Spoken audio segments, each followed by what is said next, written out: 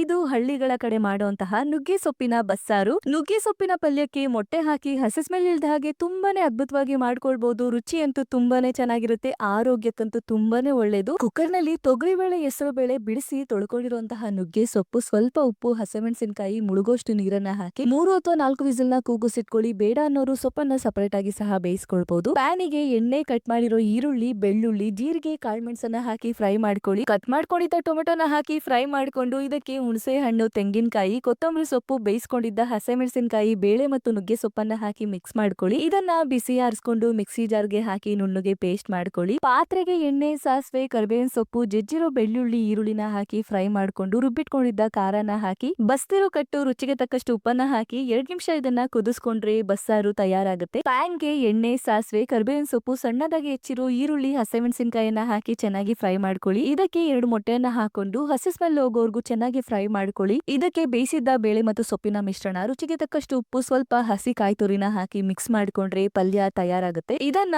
ಬಿಸಿ ಬಿಸಿ ರಾಗಿ ಮುದ್ದೆ ಅಥವಾ ಬಿಸಿ ಬಿಸಿ ಅನ್ನದ ಜೊತೆ ತಿಂತಾ ಇದ್ರೆ ತುಂಬಾನೇ ಚೆನ್ನಾಗಿರುತ್ತೆ. ನೀವು ಸಹ ಒಂದು ಸರಿ ಟ್ರೈ ಮಾಡಿ ನೋಡಿ.